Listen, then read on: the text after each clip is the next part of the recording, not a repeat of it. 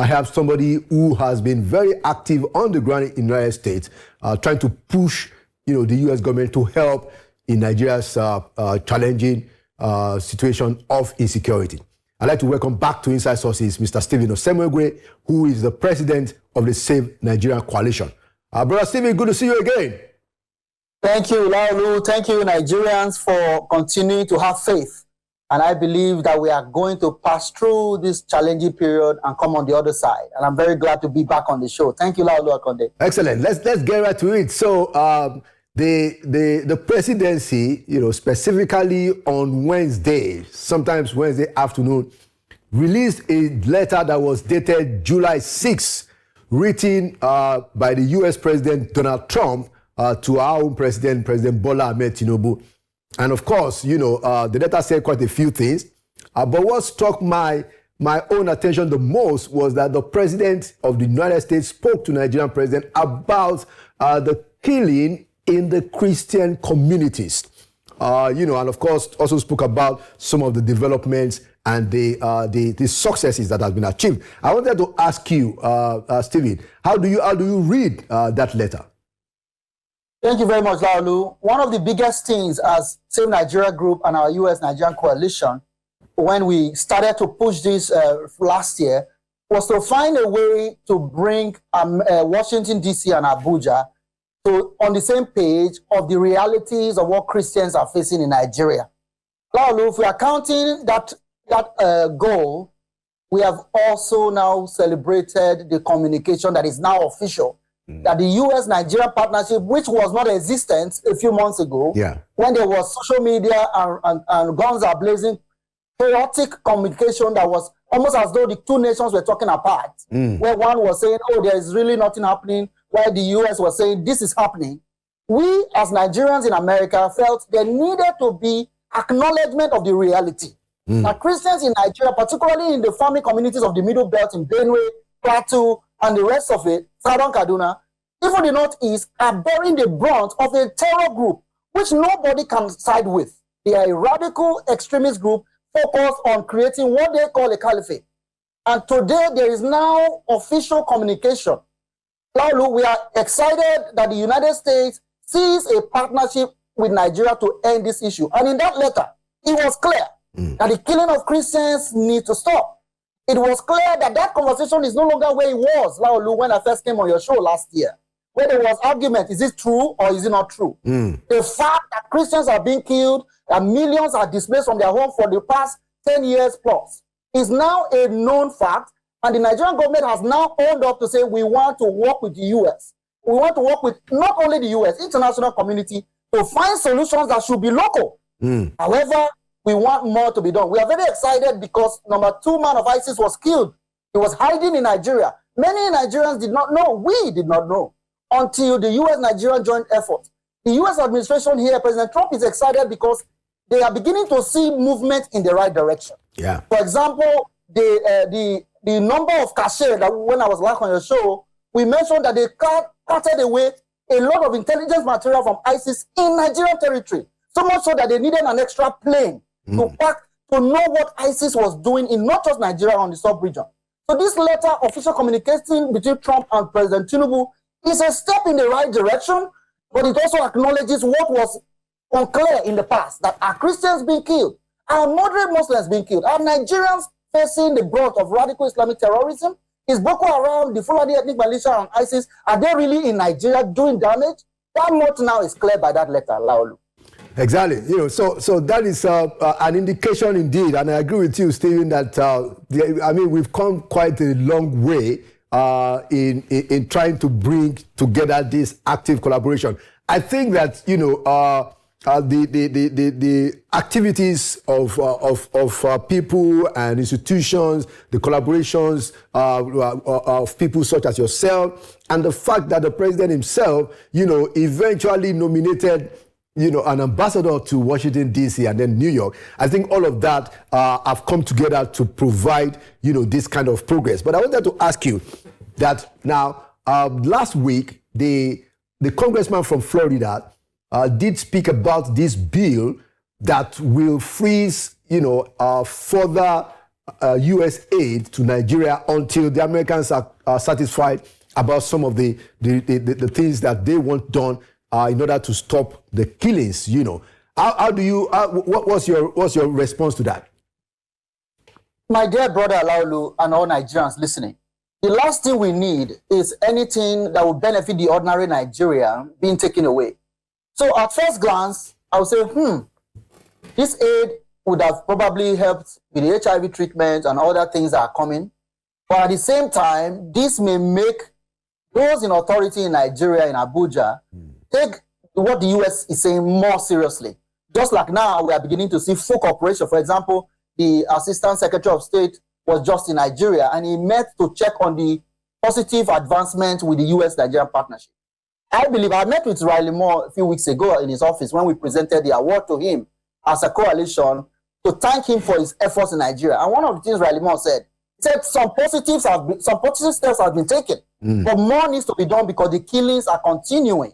And we also raised the issue of the Oyo kidnap during our time in his office. And we wanted U.S. Special Forces to help Nigeria with identifying where these children have been held in Oyo and getting them released. And I'm excited because thankfully those children are now back safely. Yes, we are sad that we lost some of them, but at least we are getting some good news in spite of the many bad news there are. Right. But this legislation is about the appropriations bill from the appropriations committee.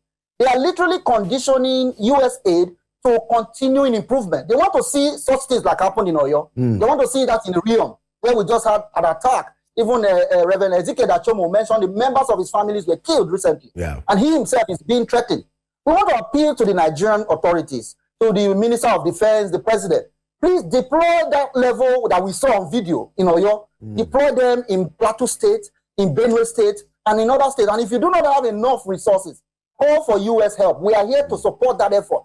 If you want to ask for U.S. help, that is exactly what we want. We want the United States with their overwhelming capabilities through drones, ISI, intelligence gathering to help our Nigerian dogged forces who are dying in this fight. And you remember, Laolu, during our event last month in DC, we commended the valiant Nigerian soldiers who have died on this fight over the last 10 years. And that award was accepted by General Christopher Musa.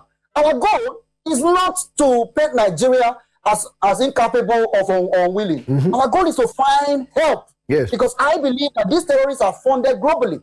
So what we are doing in the United States, it's a yeoman's job.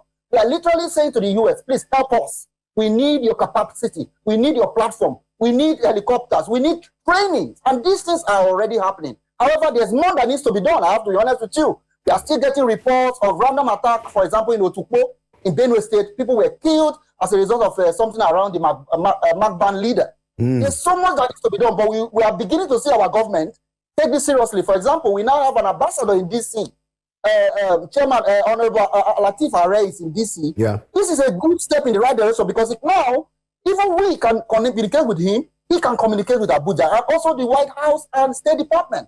We didn't have this before. The best time to plant a tree is 20 years ago. The next best time is now. And now we are planting the trees, we are sowing the seeds, and I believe results will be positive going forward. Yeah, very true. I'm talking about some positive developments, like you said, some good news. We are even hearing now that I think about 3 of the people that were involved in the Oyo local government, Oyo State local government kidnap and rescue, that 3 of them have actually been sentenced. All of these, within less than 2 weeks, the rescue happened, they were arrested, and by Thursday, by yesterday, they were already sentenced, So, when I heard about that, I said, okay, what has happened in Oyo State seems to be a template, that can help if it becomes, if that becomes the new normal, then maybe we have actually made some very significant progress. But I wanted to ask you that, so how do you manage, the political dimensions of all of this? You have done an excellent job, Stephen, by the way, keeping your focus on your own objectives. But I know that everybody does have, one political affiliation or the other, so when when last week the U.S. congressman from Florida said that, hey, we are going to pass this bill and we're going to freeze assistance and aid to Nigeria until this and this happens. The opposition, they went into big excitement. And then, the House of Villa now released yesterday a letter from the U.S. president that said that, look, we are working together. And then, of course, the government is also saying, hey, So I wanted to ask you, for the benefit of all our, viewers, that how do you manage? I mean, you are leading a very strong coalition of Nigerians and Americans on this matter. How do you manage those ups and downs, knowing that, at the end of the day, many people are already in either for government or against government? Yes, thank you very much, Laolu. One of the things we decided to do when we launched our coalition, which is a Nigerian-U.S. coalition of more than 26 members, 20 of which are U.S. organizations, and some of them are in Nigeria, we took away political affiliation or sentiment. Because the goal really is that every internally displaced person can go home safely. The goal really is for everybody to worship whatever religious group they choose, whether you want to be Muslim, Christian, anywhere in Nigeria, practice it in peace so that you are not attacked for your faith. Our goal is for Nigeria to be safe. That is why the name is Save Nigeria Group. We are not interested in being partisan or not, but I understand what you are saying. It's not easy for the level of largeness of the coalition we have. There are many people who believe that the government in Nigeria has completely cannot be trusted over the years. They've not done enough. But I say you can say that, but also look at what is happening. What is happening? When this all started in late November, President Trump came out, guns are blazing, and he said he was going to come to Nigeria, and there was tension everywhere. And Papa Adeboye said to the Nigerian government then, move fast. I think they heeded the advice of Papa Adeboye. We've seen some level of agreement that we have a problem, which is something that is the first way to diagnose the problem. True. So the political tension we have is real. Some people have already made up their mind of a candidate for 2027. You have the right to do that. But our coalition is not just Nigerians. There are Americans in our coalition. Right. You met some of them when you were in D.C., Elaolu. True. All respected Congress members we are working with, they said the White House, the State Department, they will not deal with a partisan. Our issue is a civil society coalition that is focused on solutions. And so far, we are moving in the right direction. There is more to be done. Because if we had remained in that level of November 30th last year, Laolu, by now, it will be chaotic. But the administration has found ways to communicate, to open their doors. We have had U.S. troops on the ground in Nigeria, training our forces. We have had joint operations. Things are not... President Trump is now writing to President Tinubu.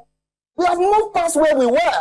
All we are asking the Nigerian government, seize this opportunity to get more help, reinforce the things you are doing. For example, state police. I heard from Relimo. He mentioned to me that he had impressed upon our leadership in Nigeria when he was there, that you have to have local policing like we have in the U.S. And the administration has now moved for the state policing. But what we are appealing as a coalition, make it a real reality that we have state police so people can secure their areas, not just a political item for 2027. Let us, for once, I know it's not easy, put politics aside. This is a Nigerian situation where terrorist group is attacking our children in schools, kidnapping our people, raping our women and children. We must abandon politics and look at patriotism. That this thing must be removed from our midst. It has lasted for too long. I know people will blame the current government, but this did not start with this current administration. It has been going on. As a matter of fact, the UN bombing was under Goodluck Jonathan. This issue must end, and America now is ready. And I'm glad I'm beginning to see moves that the Nigerian government is willing to work with the Trump administration. I think we can begin to see the other side of this episode so that we can move beyond just the rhetoric of Nigeria being in a safe place. Nigeria remains one of the best places for investors if we can take away the insecurity. And I'm very glad that things are moving in the right direction, but let's not forget the IDPs. Let's not forget our people in Plateau, in Rio, in Benue, in Bankiladi. Let us not forget our people who have been bearing the brunt and their voice seems to be quieting. Thank God for our voice. We will continue to speak and work with the U.S. government and the Nigerian government and anybody that is solution-focused, not political. Excellent. And I think it's important to remind ourselves, that one of the reasons why we have this kind of dramatic engagement of the Americans is the person of President Donald Trump. the fact that he took this matter personally, we cannot underestimate that. He gave it the kind of attention that no other U.S. president. I don't even remember any time in Nigeria-U.S. relationship where you have a U.S. president being that engaged.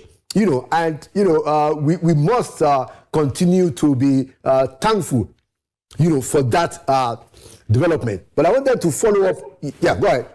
Yeah, there's something else that during our engagement with Riley Moore that he said that went viral online. He mentioned that they are aware that there's a 2027 presidential election coming.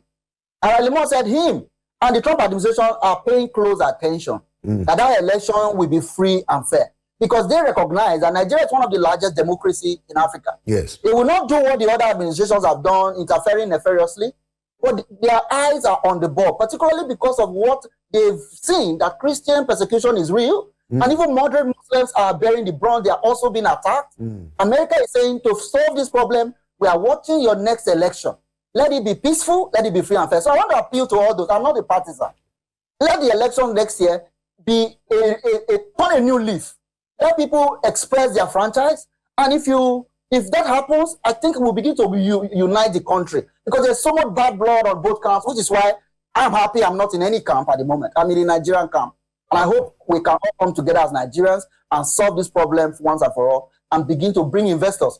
Save Nigeria Group, our coalition, would like to bring our people to visit, investors, education, and all that like Onya is doing in the Southeast. We want more. America has capacity to really work with Nigeria, and we have an administration that is interested.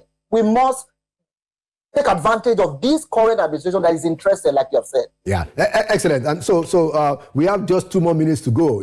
Actually less. But I wanted to ask you a final question on the state police.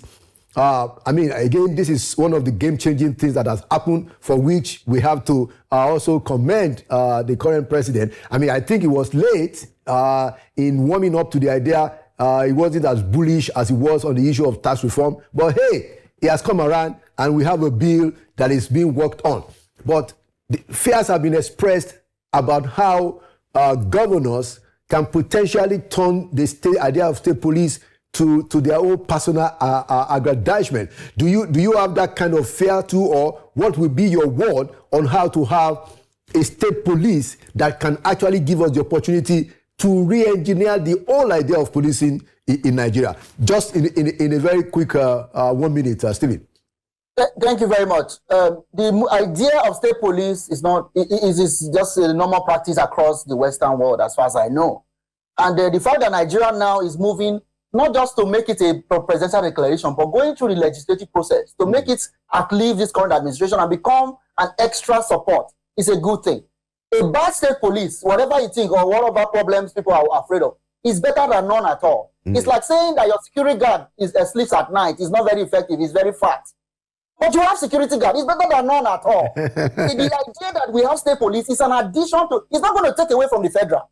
It is an addition. So we welcome it wholeheartedly. I commend the President Tinubu for moving in this right direction, following his suggestions from the U.S., which we have been advocating for. But let us make it reality, not a political item for elections. Thank you so much, Stephen, for your insightful contribution. Thank you for your patriotism, because I know what it means when you are in the U.S. and trying to bring Nigerians together with the Americans to move the hand of the needle. I know that it's a tough job. I did it 2012 and thereabout, and I know how tough it is. So I really commend your resilience and commend your patriotism, and thank you for coming to Inside Sources. Thank you for having me, Laolu. I look forward to joining you going forward. Thank you so much. All right.